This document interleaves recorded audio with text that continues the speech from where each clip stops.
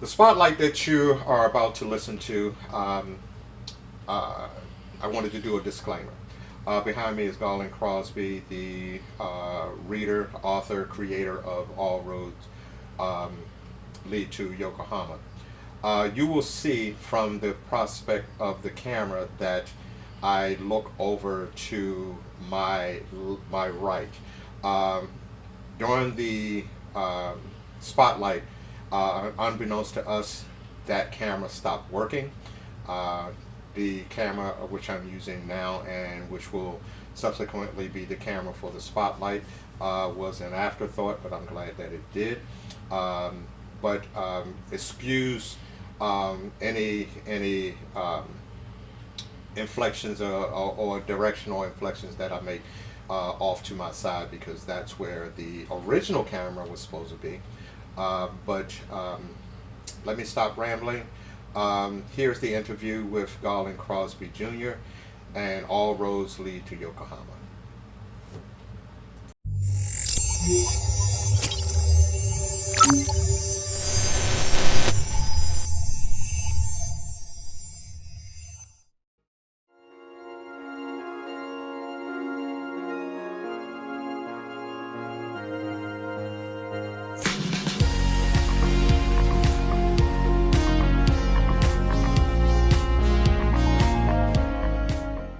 Go ahead and hit this here. Welcome to the next version of the Spotlight. Today I welcome someone who is my brother. He's been my friend for years. We actually had his son on a earlier Spotlight, Garland Crosby III, DJ, and this is his dad, Garland Crosby Jr. Welcome, Garland. How are you? I'm pretty good, brother. Thanks for having me here. I'm excited. All right, so am I. So, for everybody, we didn't go over these questions. I didn't tell them what I have. But recently, a few weeks ago, what day did you release All About Roads? 2 weeks ago. About 2 weeks ago. I don't remember the day. All Roads Lead to Yokohama. Knowing him as I do, he has taken, I could basically say, a love of two of the things you love to do and combined them into one. Okay? Yeah. So All Roads Lead to Yokohama came out about 2 weeks ago, and you put it out on YouTube as an audiobook. hmm But where did the story actually originate from? The story came from a dream I had in late 2023. It was a real long dream. It was very detailed, and it was surprisingly detailed and vivid. And I ended up, like the next morning, I told my wife about it, and then I told a coworker about it. And it took so long to explain. Both of them were like, "That's a story. You need to write that down. It's not just oh, I had a dream. That's a story." So I just started writing down as much as I could, while it stayed fresh with me. And that's where it came from. So I remember you telling me that it was from a dream, and now you've answered the question that it was a long, detailed Long. dream. So you have said that your wife and others have said that that's a story. So when you started to putting this down on paper, did you have a goal for in what, let's say, format that it was going to end up in? No, no. What I did was I just started writing down the sections I could remember in most detail. And even just writing down the structure of the dream from the start to the finish, because it was a complete start to finish. The start of the story is the start of the dream. The finish of the story is basically the finish of the dream. And then I just started filling in some backstory to beef it up a little bit. But just sketching down what I remembered was like almost 2 pages of just writing. So you had a beginning and ending in the dream. Absolutely. That's special. Yeah. That's special. So you're writing this down, but I've done a number of spotlights. One with of course BJ and our nephew Jason, among a few. Ashley Laurie appeared in one, and Carl. But I guess for someone who's bread and butter is not writing, and to go from writing into an audiobook seems really ambitious to me. Where did that leap from the written page to the audiobook come in? A few years ago, several people, I guess I've been kind of blessed over the years, people told me I have a nice voice. I don't hear it because you don't always hear the way you sound. But some people said, hey, maybe you should try some voiceover work. So I actually did. I did a little bit of recording. I got a microphone, different things you need, the little mixer box you plug your earphones into. And I just dabbled with it for a little bit. Didn't have any luck, but I understood the basics of it. And once I had the story in the first draft written, again, I only shared it with a few people. I was going to share it with you, but I wanted it more polished by the time you got to it. So I shared it with my wife, one of my coworkers named Justine, buddy of mine, Henry, and a good buddy named Zorian. And they all read it, and they liked it, but each one of them had, and I asked them, I said, well, how can I improve it? So they gave me some information and their opinions, and I built on that, came up with my final draft. And as I was talking to them about it, hey, I'm almost finished my final draft. I forget who it was. It was either my wife or Justine, or it might have been both of them. And they were like, hey, you should record this. And having had that little bit of playing around with voiceover work, I knew the basics of what I needed to do. So I just, I'd given BJ, my son, my equipment, my headphones, my everything. So I had to buy that over. And I just took a shot at it. I understood the basics of what I had to do. Now, in listening to you, your voice is, and for somebody that listens to audiobooks and podcasts and have listened to them for years, for a first effort, I think you came over very well. Oh, thanks. I have done some writing for a blog, Friday After Sundown, and Belinda Lane, who the blog belongs to her, has asked me to do some audio, and I tried, and I don't think I came across, and I kind of shelved it. Somewhere behind you is an audio chamber for the microphone, but I didn't do it. So I think that came out very well in what you've done. So they're urging you to go into that. I think is a plus. And I'm going to say a little bit more about your voice a little bit later. But as in all writing, I don't know if I should ask this one. Let's start it. Your characters are fictional. Yeah. But in any of the characters, and they have, I love the names, Miss Bookbinder and Buckshot and okay, your characters. First, before we get into some, because I do want you to give a quick snippet on a few characters, sure, on the main ones. But though your characters are fictional, did any of them have real life models? A couple of them did. When I'm writing, I go with whatever name comes to mind. I don't overthink names. That's where the name Bookbinder came from. It just came out, and I just kept on going with it. Because sometimes when I'm writing, I feel like I'm watching the story take place, and I'm trying to make my fingers keep up with what my brain is seeing. Okay. One of the characters, the main character, Benson Fulbright, in my mind, he is built on a wrestler named Brian Cage. Okay. Brian Cage is a very muscular guy. He's like 6 feet tall. He's average height, but he's really muscular guy. In my mind, that was his framework. Buckshot Bradshaw is built on one of my favorite old school wrestlers, a guy named Stan Hansen. Big rough and tumble kind of guy from Texas. He is a cowboy. His gimmick was he'd come in with the ring with like a bull rope and a bell. He's got the hat and the chaps on. And I always liked him as a kid. And so Buckshot is built in my mind off of Stan Hansen. A couple of the other characters, I see them in my head as I'm writing the story, but I didn't describe the characters a lot because I kind of like the reader to kind of put who they want, and I might say he had red hair or she had long hair, but I don't try to describe them too much. I want the reader to, kind of put who they want there.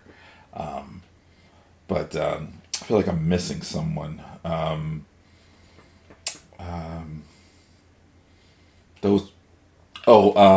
Grande Mysterioso. Okay. He's built on Rey Mysterio. That one, that's probably a no-brainer for me. Right. Rey Mysterio, and actually he's bigger. He's 242. I use that number in there. Rey Mysterio is a small guy. Rey's less than 200 pounds. But Rey Mysterio, I'm a big wrestling fan, as you know, but he's built off of Rey Mysterio. Okay. And we're going to get into, because you brought up something that I had thought about, but now when you talked, it brought it back to me. But Ben's wrestling name is Terminator G-Man. Is that a coincidence? That is not a coincidence. I know you're gonna give me a hard time over this, but no. but Terminator G-Man. Years and years ago, in probably the early '90s, I came up with a wrestling game that you and I played with a bunch of guys that we used to work with. We're poor to this very day because we didn't do make anything it a game with it. But go ahead. It was my character name. Everybody had two wrestlers. It was a dice game we played with cards, and the cards had moves and points that corresponded with the roll of the dice. And we got paid while we were doing it, but that's another story. But go ahead. But so Terminator G-Man was my first character. Then I had a Russian character named Vladimir Kolov. Right. And all of us in this organization, which was the Iron Supply Wrestling Federation, right. At one point it was probably 15 of us, yes, each having two wrestlers. So it was I remember one of mine was Archangel. I can't remember my Serpentine Fire was Thurman. You had Archangel, and it'll come back to me. It's gonna come back at the weirdest time, but yeah. Okay. But yeah, that's where it came from. When you were talking before about your characters, something came to mind. In that Ben's girlfriend is African American. Mm-hmm. Clearly. Yeah. She's the only person I really described in any detail. Correct. Now, you did not put and it's nothing. And I guess the reason it intrigued me as I was reading is one of my favorite. He's an author now, New York best-selling author, but I started. Actually, with Scott Siegler, I started listening to his Infected series, and he has another series, what I've told you about, the GFL, which right, that's set in the far future, and he never puts a race to Quentin Barnes. He tells where he came from, his background, in a lot of detail, but. Later, Scott does a story called Stone Wolves about Quentin's father. And then with the description of Quentin's father, with long braids, you kind of figure out, oh, Quentin's black. Mm-hmm. So you didn't put a race to Ben because, like you said, you wanted to do it. I don't know if you did it for the same reason that Scott did. And by the time he got to Stone Wolves, Scott was probably into 4 or 5 girthy books, what he calls them, because Scott doesn't write small. Mm-hmm. But I noticed that you didn't do that with a lot of characters. Of course, with Mysterio, you kind of figured his and then, okay, we talked about Ben. We talked about some of the people in this federation, which, but his opponent. Tell us about his opponent. Again, let me just touch on the race of people. Okay. And that's sort of segued in, but go ahead. I did mention that Sabrina had the same complexion as his grandmother, mm-hmm. and I think by that I let you know that I'm put a pin in I'm. That Benson is a black guy. Okay. One of the issues when I write something in first person is, and you've probably written and realized too, you have to make sure the person isn't you. Right. and I had to struggle because I had the dream. And I So I think had that's the a dream hard from thing to first do, person. not putting yourself there. Right. But go ahead. And I didn't want to describe too much of him because I didn't want him to become me. I've had a couple of people that have listened to the audiobook so far and have said, "Oh, I liked when you did this and you did that." And when they're saying you, they're talking about the character. And I'm not Benson Fulbright. But they're But seeing... your nickname is G-Man. Yeah. But I think, I hope I established enough that it's not me in the story. Okay. And I wish they would say, "Oh, he did this, he did the other thing." But anyway, I'm going off subject here. His opponent, again, they came from me in a dream. The dimensions, his opponent is a big guy. Those were the exact dimensions I recall being said in the dream. His height, his weight, and I can see him as clear as day. He's exactly the way the way I describe him is the way he looked in the dream. Okay. And I don't know where that came from, but it did. Okay. All right. So, like your characters, and Scott, like I said, he created the GFL, the Global Federation League. You created your own organization of wrestling. Did that come from the dream, or did that come later when you were fleshing everything out? You know, that's a great question. In a dream, I remember the term GWS, but I didn't know what GWS was in the dream. I knew it was the company, and it was weird when I was writing. I said, "What was GW? What did GWS stand for?" So I came up with Global Wrestling Syndicate. Okay. Because I didn't think that was an organization. Okay. As I got closer to publishing it on YouTube, I realized I had to start looking to make sure I wasn't using copyrighted names and stuff. And I think I looked, and I think there is a Global Wrestling Syndicate. It's probably a small independent wrestling organization somewhere. So I had to change it to Global Wrestling Supremacy, which, as far as I know, doesn't really exist. Okay. So I just remember GWS being said in a dream. So I made up the Global Wrestling Supremacy organization. Okay. So, how much research went into your work? And I ask that because in part 2 of All Roads Lead to Yokohama, he's actually on his way to wrestle his opponent on his turf. Yeah. And you were very descriptive in some of the things, the temple where they're fighting at, and the mythological lore of where they were. And I'm not ashamed to tell you that I tried to look up the temple last night. I couldn't find it. So, how much research did you do? And is the site of the subsequent wrestling event real? And is the mythology that you came up with real? Because it's very detailed and very vivid. When I write, I do research on geography. There is a river, I believe I might be pronouncing it wrong, but it looks like it's called the Sagami River. Yokohama is to the west of Tokyo, if I'm not mistaken. I did do research on the geography of that. Okay. I think I looked up plant life because I described the plants. You did. The colors you see on the road. Right. I learned a lot because there's different color leaves of different plants I didn't know, but Okay. I look up that type of thing. The temple you will never find because it doesn't exist except between my ears. And I looked up temples, and it's a bunch of them, but not that one. Okay, so I didn't say I was getting frustrated. I'm saying he pronounced it so clearly. Why can't I find it? But okay, so that's a fictional place as well. Okay. Yeah, and I actually looked up the building. So some of the terms, some of the ways I described the building, the temple itself, I got from looking up Japanese temples.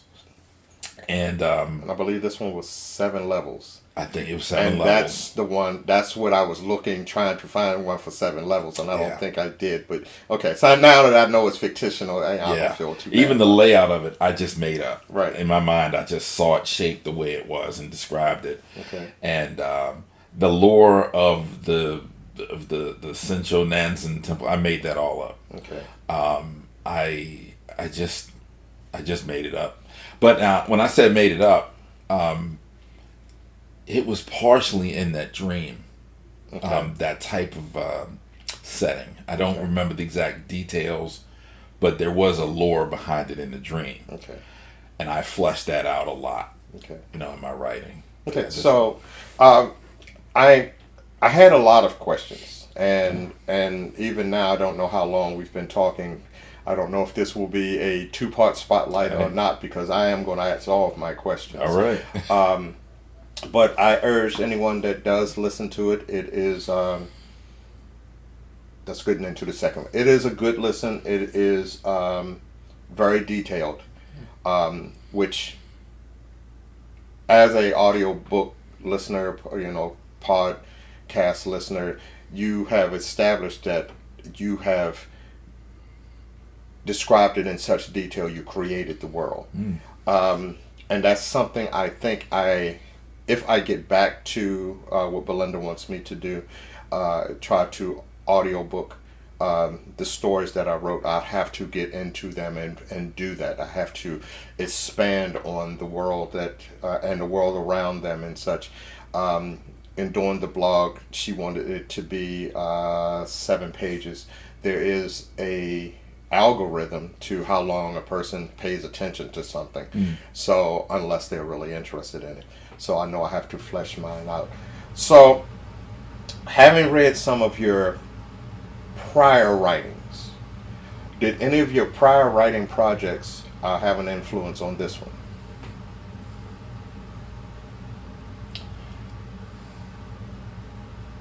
I'm going to say no. Any influence they had was probably just, you do something more, you get more comfortable with it, and you typically get a little better at it. Right. So I think if you look at something I wrote 10 years ago, I think this is better. Okay. Because just because I think I'm a better writer. Okay. But again, writing in first person, I had to really make sure I didn't write what Garland is doing. I had to make sure I was writing what Benson is doing. Okay. And there's one thing about the dream that I recall. Benson was very worried about ultimately where this was leading. And I wanted to project that. But I wanted to project it kind of not like I would be worried, but more like he was worried in that dream. But I think it's just, anything different between now and then is just my writing. Hopefully I've improved. And just as an observation, I know what you were doing, but anyone that knows you probably does see a little bit of you in Terminator G-Man. But I think you did a good job of separating the two people. Thanks. So now we're going to segue into more technical things, because I think even in doing what I do with the spotlights, this is not something that was a goal. I have learned some things in doing the spotlights, use of certain things. Pastor Phil always says, all of us have a book in us. We have a business in us and such like that. But you were able to do these things. One thing I know about you, you're not afraid to try something. And I can't think to mind that if it didn't work the first time, you did not try again until you got there. So this is for the people that might be thinking about writing. This is for the people that might think about actually doing an audiobook. So let's get into the behind the scenes, the technical of it. So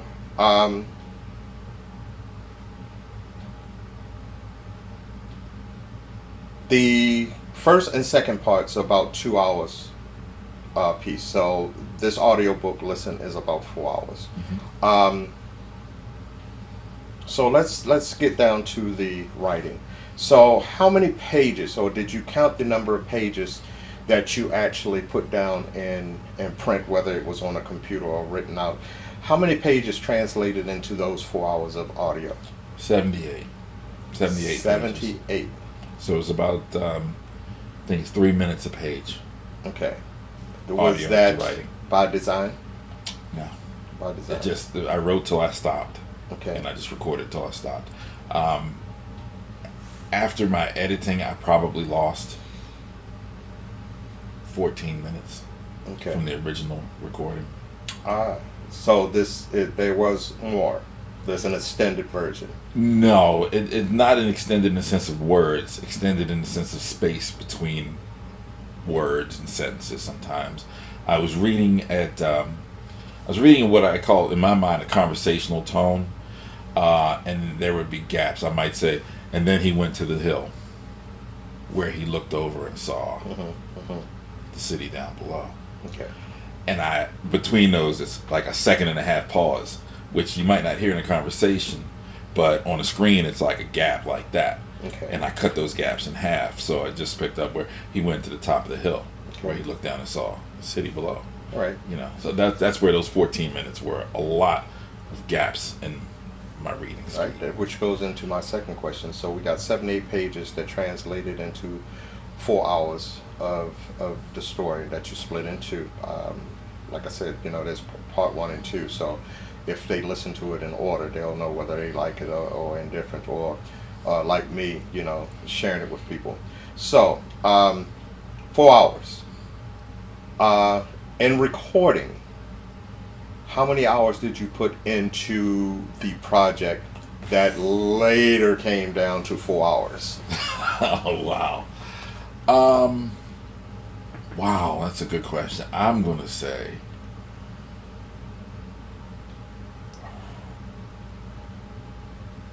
I'm not sure. I'm going to say between 40 and 50 hours.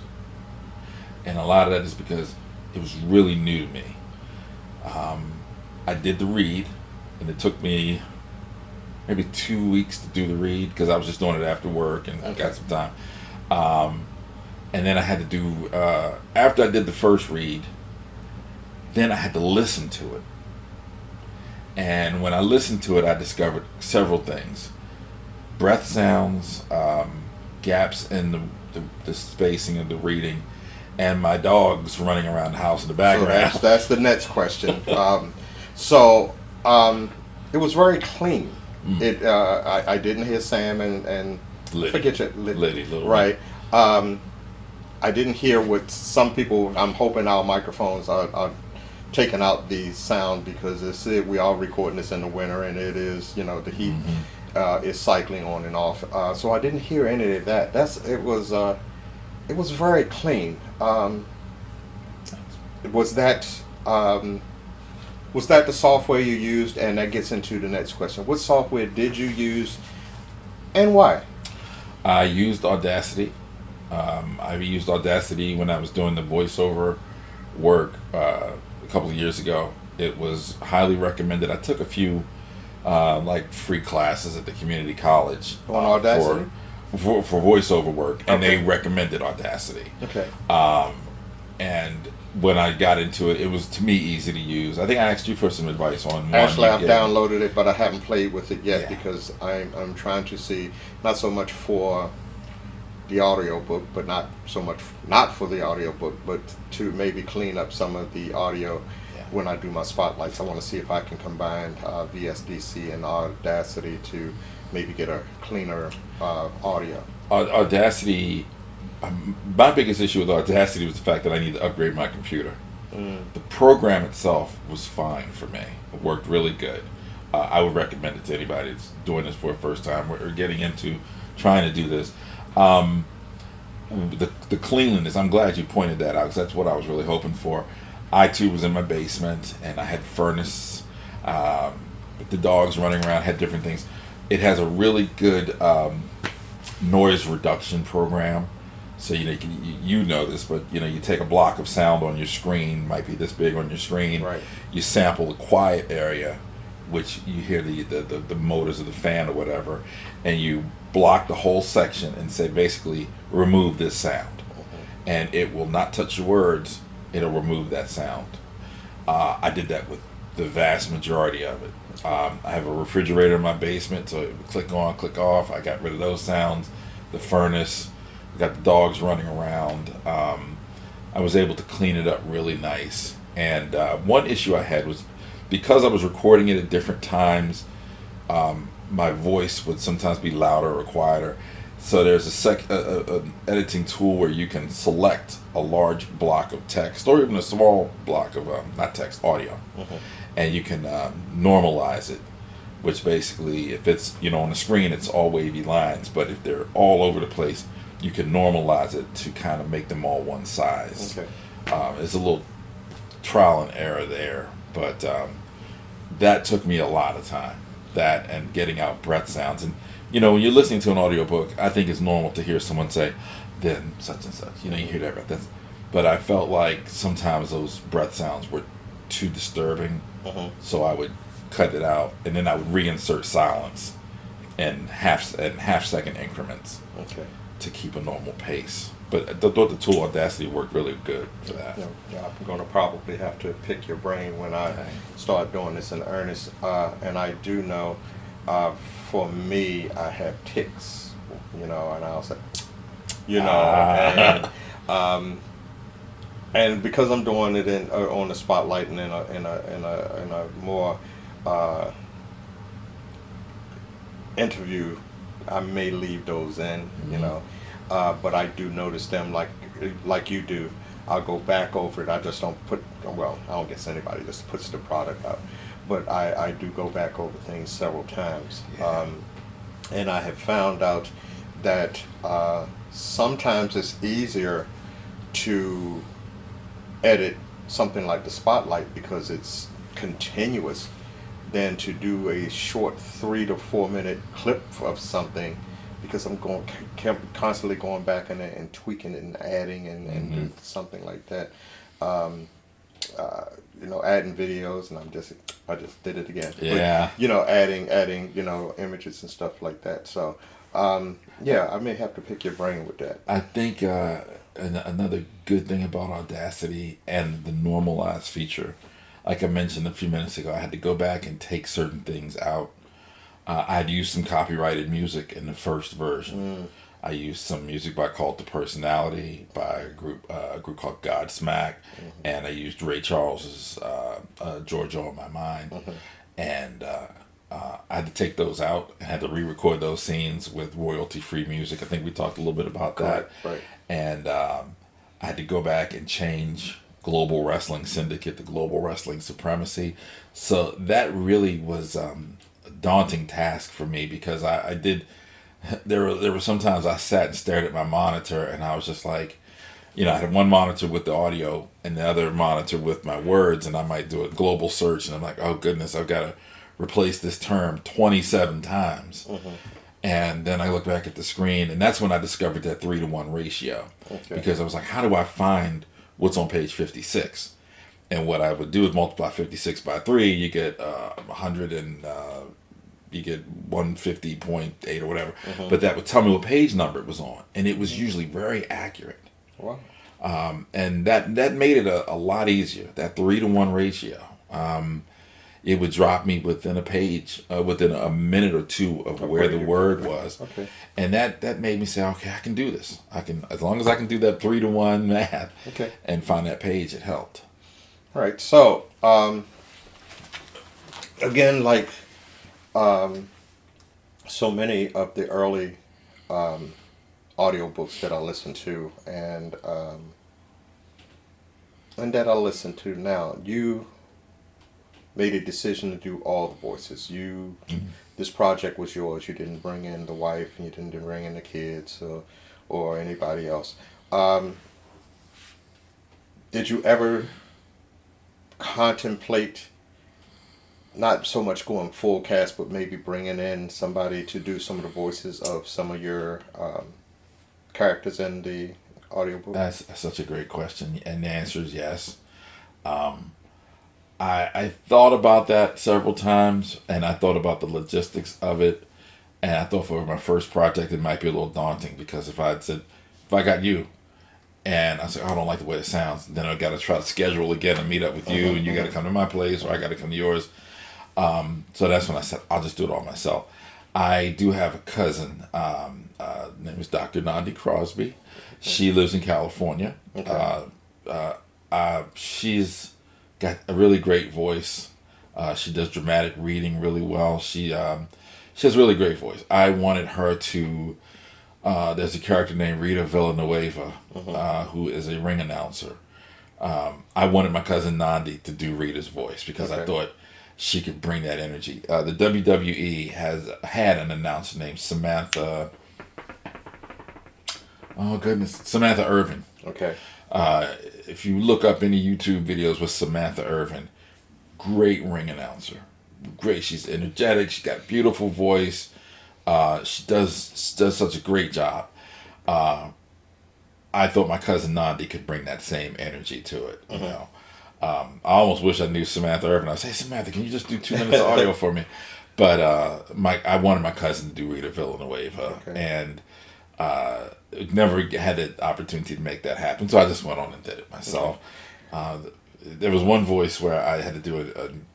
I did a couple of accents that I hope nobody is offended by. You know, I had some people from different countries, and I had a New York accent I had to do. And I've heard you can joke about New York accents, but if someone tells you to do it, it's not easy. New York and Jersey. So, right, yeah. So I actually went to YouTube and looked up how to do a New York accent. And I tried to pull that off. So yeah, that was... Well, that's one thing that I noticed. And again, I hate to keep going back to Scott, but for me, Scott was my entry person into getting deeper into podcasts and Scott. I think he coined the phrase serialized fiction. But again, as someone that listens to this, I thought your inflections, when your voice needed surprise, it was surprise. When you needed underlying anger, and I'm not giving away. I want people to listen to it. Even the feminine voices, and I learned early on, you don't have to try to do a feminine voice. It's just the way that you do the voice that will give that feminine inflection to it. So I think you did very well with that. Appreciate that. Very well with that. I appreciate that a lot. You and I have always talked about our audiobooks. I think to me, George Guidall is the king in my book of audiobooks. He has the best voice in the world, I think, for audio, and he does men, women, different inflections and stuff. I'm not trying to compare myself to him, but he's like, when I hear voices, he has that really great voice. And I was intimidated to try to do women's voices, and I came to what you just said. I said, don't do a woman's voice, just soften your voice just a little bit so the listener can tell when you're talking versus when his girlfriend's talking. You know, it's just a subtle change without trying to imitate a woman. It's just a change so they can hear two different people talking. At one point, I think I did conversations with 2 or 3 people at the same time. And I don't know why. There are a couple of times I do older men, and I think of some relatives. I had an Uncle Walter and an Uncle Alec growing up, and they had like really raspy, grown men kind of working at Bethlehem Steel voices, and that just comes to mind. So, when I did those voices, I think I do. He has an uncle named Bobby who, again, my names, whatever comes to mind.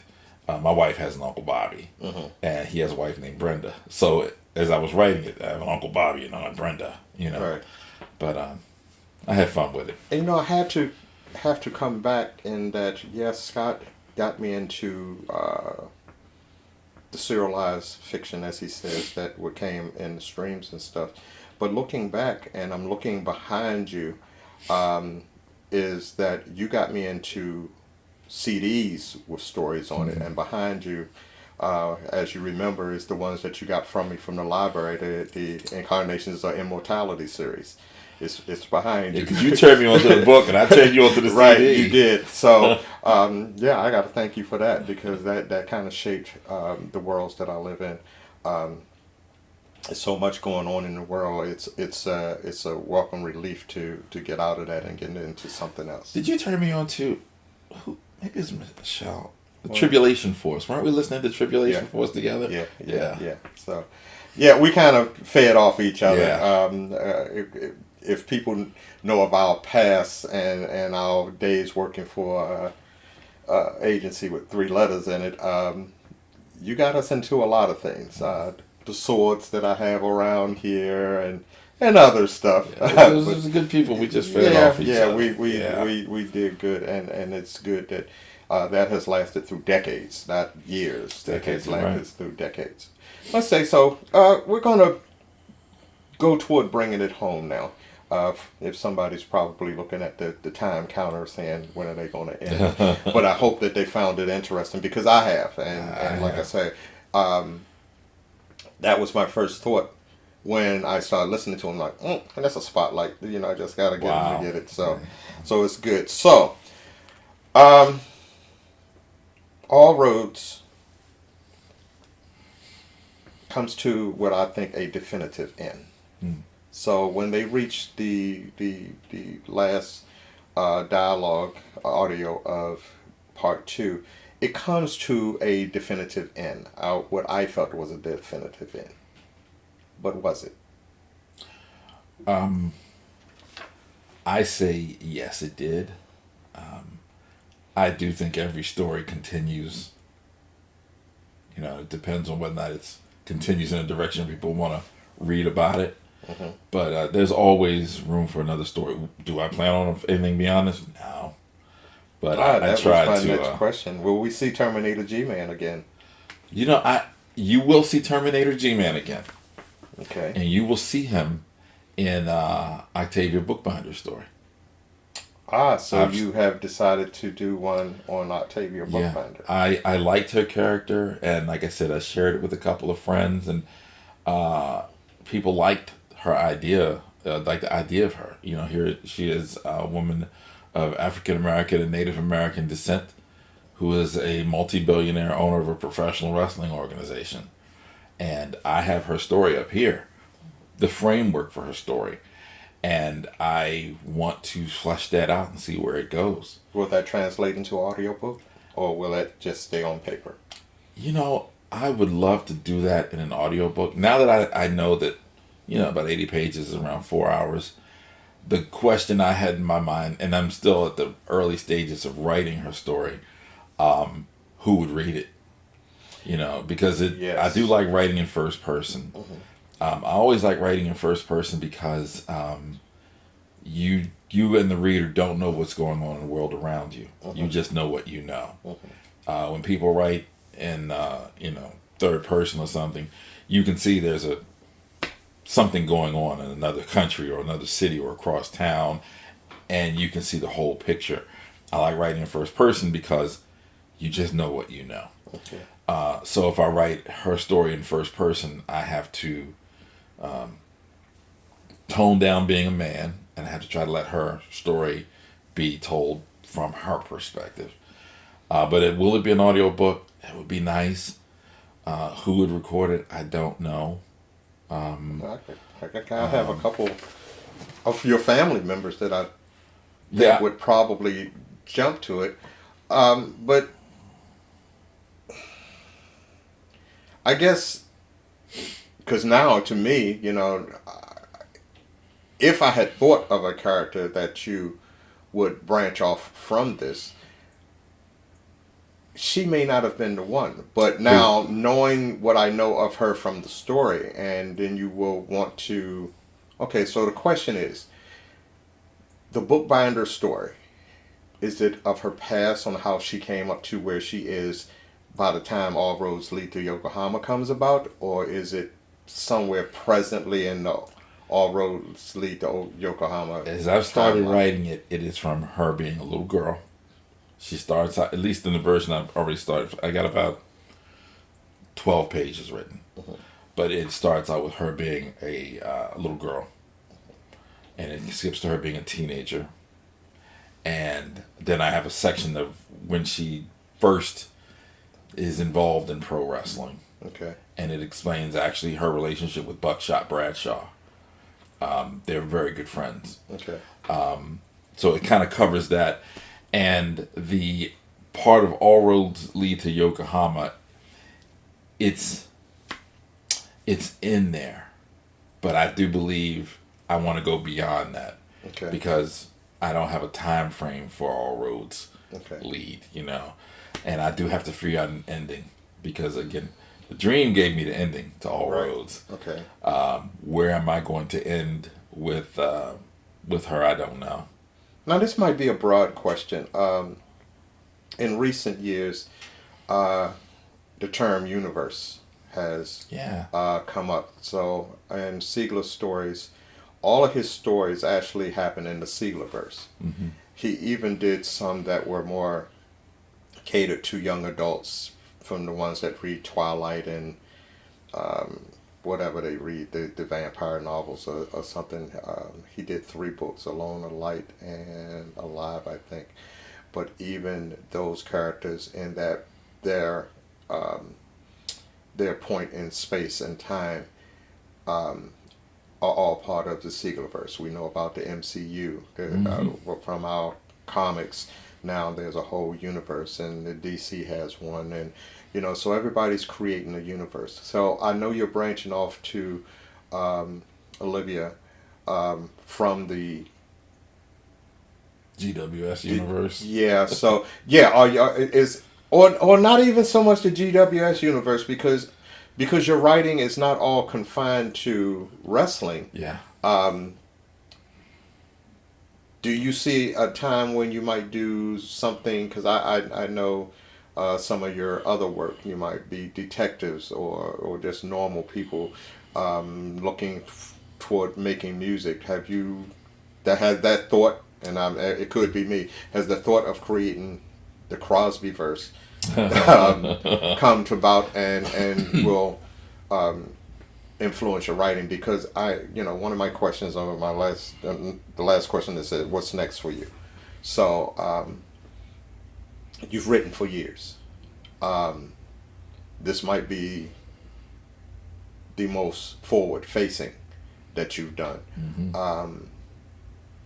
Was there any consideration that, okay, this one works well, I'm going to, continue what I've been doing for years, but maybe pump up the volume on it? So that is a really great question, and what you just described has been my last 2 weeks. Okay. And for you to call it the most forward-facing is a really great description of it. Usually my writing exists on old floppy disks in the corner of my closet. Or print it. Or something I printed and said, "Hey, read this," and it's you never you never see it again. This actually made me want to say, yeah, maybe I need to do some more writing and share it more. I love this, and I'm pointing to the screen behind you, but I love this YouTube, this ability to share it with the public. I kind of look at myself as a bit of a private person, but putting this out for anybody in the world that looks up the term "All Roads Lead to Yokohama" can listen to this, listen to me. Mm-hmm. I feel very inspired to write more. Okay. Again, I want to finish Octavia's story. I'm probably 95% certain I will get someone to do the audiobook. And now that I know how to edit better. Mm-hmm. I'm confident that I could probably do an even better job as I keep going. In the story itself, I did create some things. I created different organizations. I think one of them's called the Zodiac Martial Arts Alliance and the World Pancration Association, mm-hmm. just different things. So any of those could be a offshoot. There's a character that he fights in the story that I'm fascinated by what his story is. Will I write that? Who knows? I might. But I do feel like I do want to write more. I've always got stories going in my head. And it's a funny thing because I thought everybody did. I was talking to my wife one day a couple of years ago, 2 years ago, and I forget how it happened, but basically I was like, well, don't you like have stories in your head, like when you're driving or when you're, falling asleep? She's like, no, I don't. She's like, Garland, everybody does not have stories in their head. I do. I did. I thought everybody did. Right. But no, some of us do. Other people have music in their head. Other people have business plans. How can I structure a business? I just thought everybody had stories in their heads, and I've got a million of them. And I would love to bring some of those characters to life and share them with people. So being able to do it this way has changed me a lot from a typing and saving it, never seeing the light of day kind of writer to a, hey, I wrote a story and I'm pretty proud of it. I think I can say that besides us being Scorpio brothers and such, but I guess the organization that we worked for, it actually probably quietly influenced some of the ways that we deal with a lot of things, where we go, how we walk, our powers of observation and such.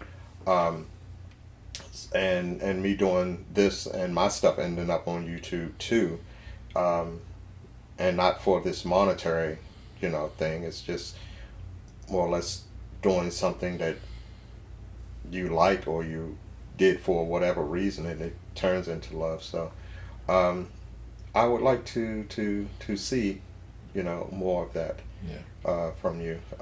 There's some of your old stories that might be almost ready to do audio, maybe some little things to put in here.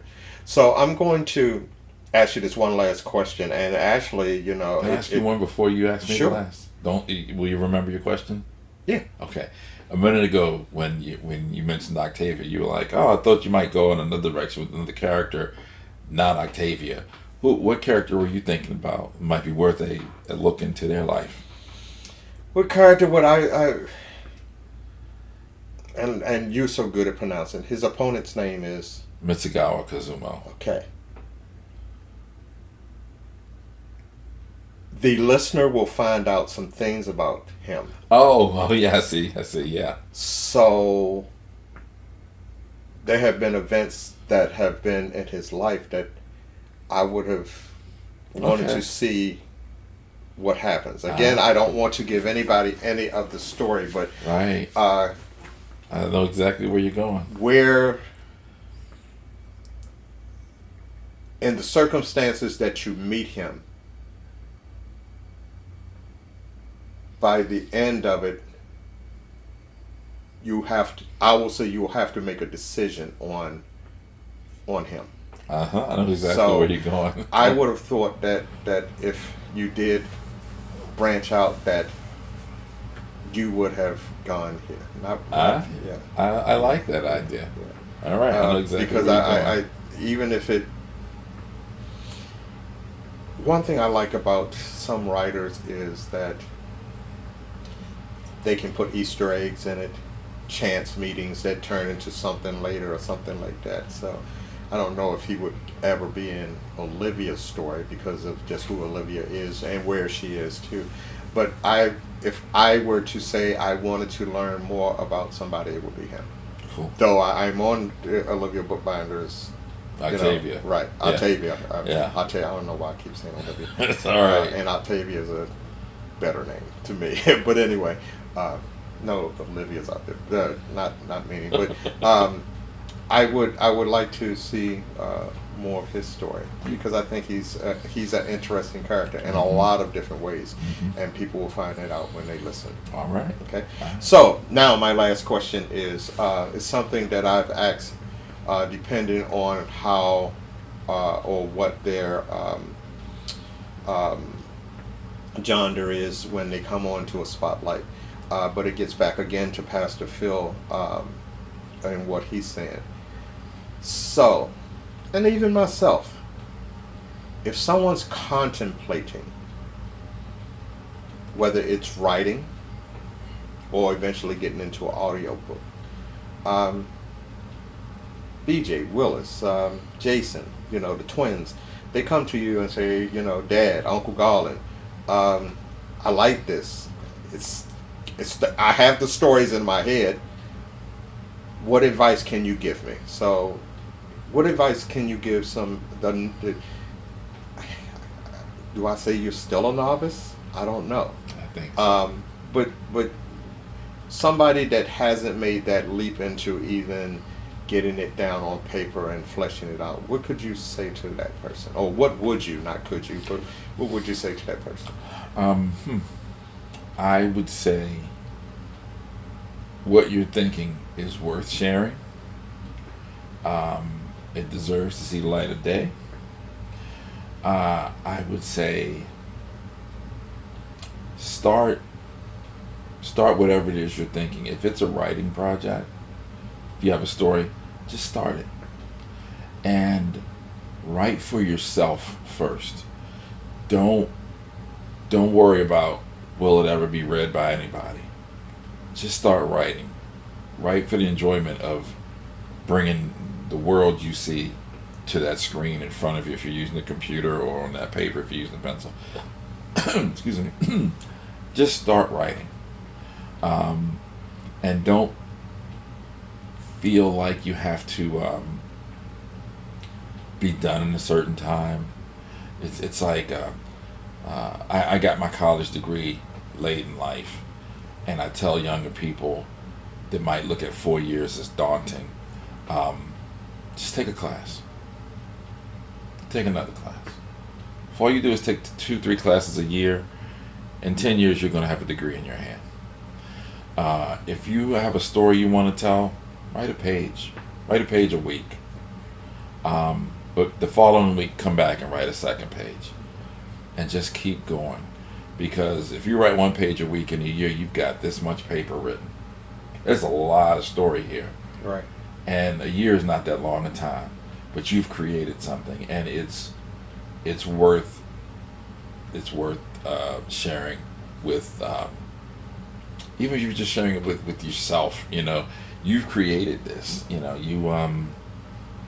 I could drift off into real detailed answer, but my answer is start it right for your own pleasure first, and don't try to edit as you go.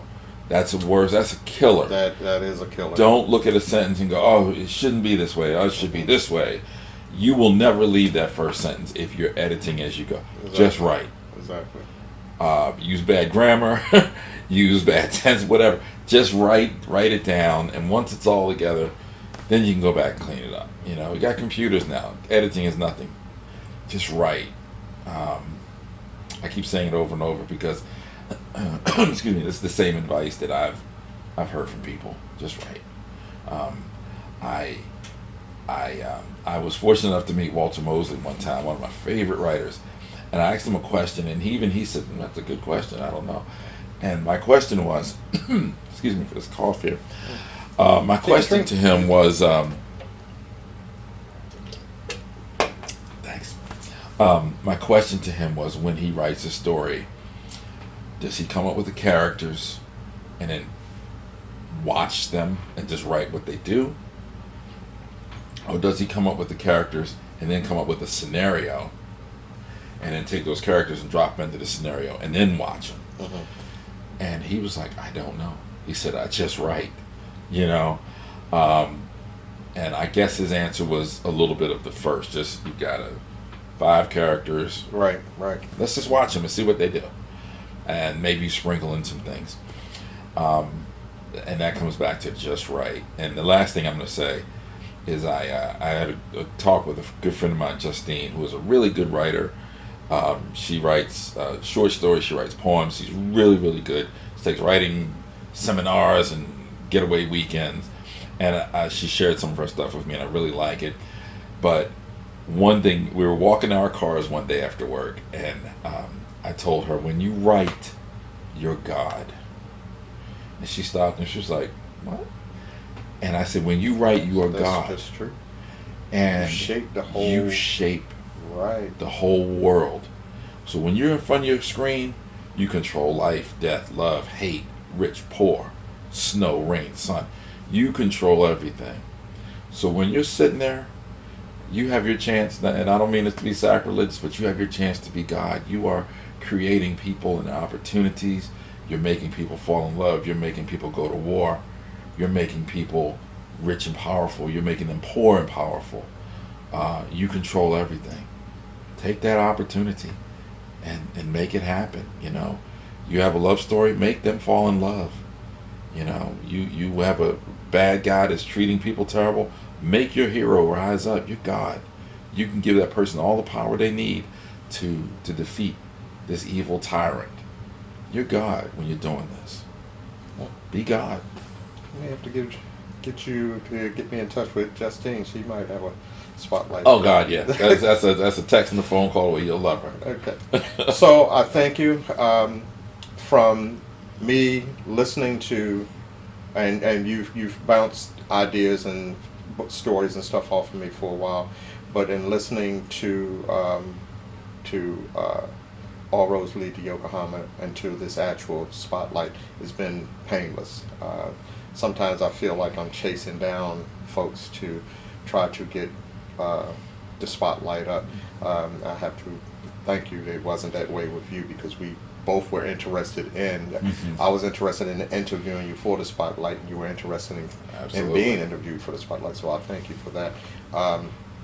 And hopefully, in a year or so, we'll be doing a spotlight about the next book. So, all right. Thank you, my brother. I appreciate it. And that's the spotlight. So I hope you found this interesting. I did. And I purposely didn't go over some things because it's hard not to go over questions with him when you're talking to him on a regular basis, or even in text. But I hope you found this interesting. But All Roads Lead to Yokohama Parts 1 and 2 are on Facebook.